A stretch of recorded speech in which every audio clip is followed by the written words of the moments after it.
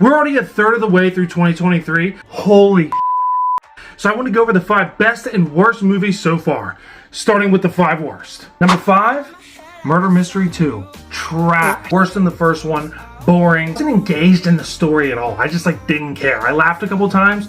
That's about it. Number 4, Shazam! I fell asleep in the movie theater. Yeah, I had a couple beers, but still bad movie.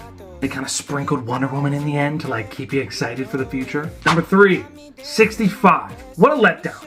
There were so many opportunities for more violence from the dinosaurs.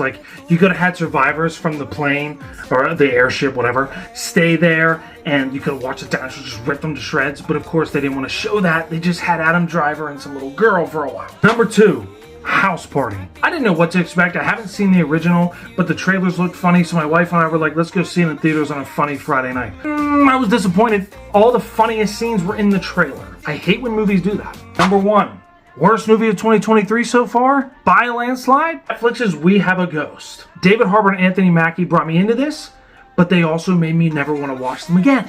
It wasn't even cute family funny to me. I just couldn't stand it. It was one of those movies where I was more than halfway through, so I had to finish it, but I did not want to. And now, the 5 best. At number 5, we have Megan. Megan was super funny. My wife and I were cracking up in the theater. It was a more lighthearted and not as graphic Chucky, and a female Chucky at that. Megan being a good horror so far, it's still not my favorite horror this year. Number 4, Pale Blue Eye. A Netflix original starring Christian Bale.